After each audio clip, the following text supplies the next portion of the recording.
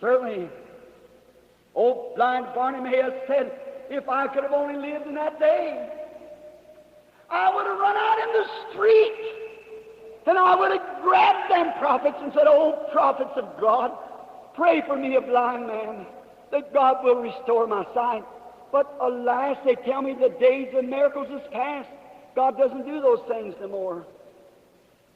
And another thought come to his mind, that one day before Joshua took the city, he was a-walking one day, and he happened to look coming to him, and here stood a man walking with his sword drawn, and Joshua, the great warrior, drew his sword and started walking to him, and Joshua screamed out, who are you for? Are you for us? Are you for our enemy? And this man stood still, waved that sword and said, nay, but I am the captain of the host of the Lord. And the mighty Joshua threw his sword on the ground, pulled off his helmet, and bowed his knees. Oh, blind Bartimaeus said, if I could only live in that day, and I met that mighty captain, little did he know we're less than 200 yards from where he was sitting, come that same captain of the host of the Lord, walking down the streets. A noise, oh, sure made fun of, always, those who do something for God. I can hear the priest run out and say, save, you that raised Lazarus out of the grave. We got a whole graveyard full of them up here. Come up here and raise one for me. Let us see you raise the dead. But you know, it's little men that pick up little things like that. Big men never notice them. They just go on. He never turned his life. His whole mind was set on Calvary. He was going right then to Jerusalem to be crucified. And there was some throwing perhaps overripe tomatoes or vegetables at him. Away with him! And others saying, hail the great prophet! Some for and some against. I can see a bunch of priests say, you that can raise the dead. I've got an old mother died up here, a good religious woman. Come raise her up. Let me see you do it. Sure. That's what the devil always does. When you hear people talking like that, know they are of the devil. The devil, when he met Jesus, he said, if thou be the Son of God, do a miracle here before me, let me see you do it, and I'll believe you.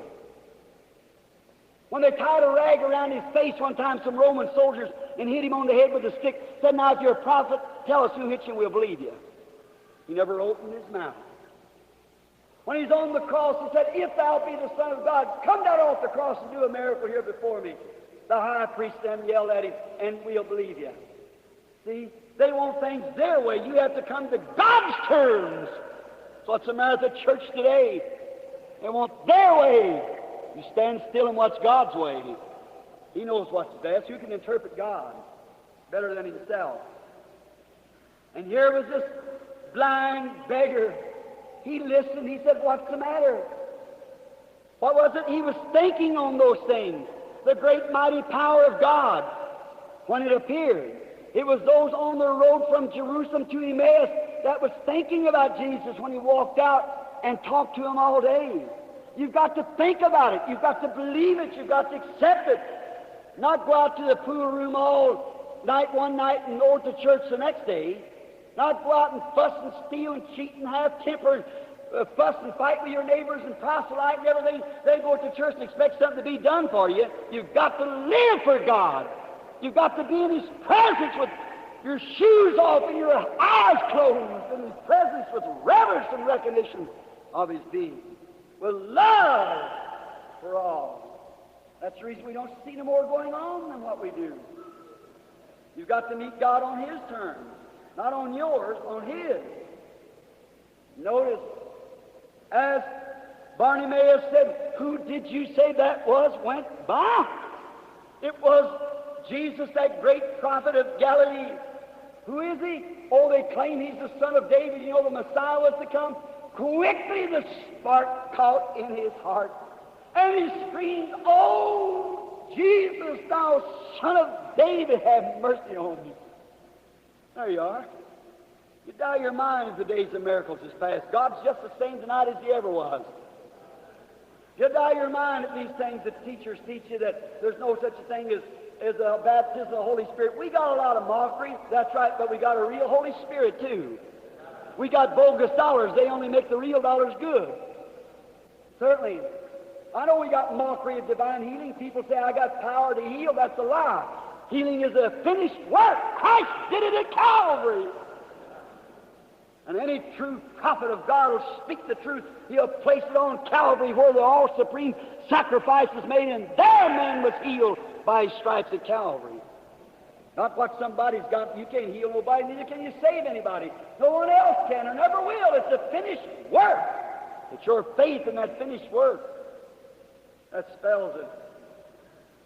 Notice, this blind beggar said, Thou Son of David, have mercy on me. Now, who was this poor little low, wrinkled-armed, ragged beggar sitting against the wall? And so many, probably 3,000 or 4,000 people yelling and screaming and making fun of him, and some hailing him and praising him. He never heard his voice. He couldn't hear his voice. And his mind set on one thing, his head back out in front of the procession, going like this, looking towards Calvary. And as he went on, that little old beggar, they told him, shut up. But that didn't stop him. He screamed much more, Thou Son of David, have mercy on me. And with all the tremendous burden of the sins of the world laying on his shoulders, on his way to Calvary, that one poor little, perhaps ignorant, insufficient beggar, that faith in his heart stopped the Son of God, and he stood still. Jesus stood still. Said, bring him here. Oh, brother. Jesus stood still, and they brought the beggar to him. His faith had stopped the Son of God and brought him to a standpoint, to a still stop. Now I say tonight, I don't care who you are, what your name is, how poor you are, how far gone you are, your faith tonight will bring God to a standstill to hear your humble cry. Be still and know that I'm God. Don't listen to the rumor and bottle of the outside world and these things like that. Stand still and know that I am God. It stopped him, and they brought blind Barnabas to him. And he said, what would you that I do? He said, that I might receive my sight. That was the little talk that he wanted with him. He said, thy faith has saved thee. And as the old beggar stood there looking at his hands and procession going on down the street as Jesus went on, he began to see after a bit, and he began screaming, running after him, rejoicing and giving praise to God. Jesus stood still when God was going to do a work. I'm telling you, if there ever was a time, my brother, that the people are to stand still tonight, when one saying, the magazine's writing up, it's fanaticism, it's this, it's devil worship, it's all this, that, other. Stand still! Look straight in the face of Calvary and say, Lord, was it for me? Find out what God will say about it in His Word. Stand still. Yes, brother, some of these days, this old earth's going to stand still. Some of these days, time's going to stand still. Listen to God speak. You'll stop sometime. Oh, you say, I got my kids to raise, I got this to do, I got to wash, I got to plow. These things have got to be done. Stand still a minute. Let God speak. He'll do something for you.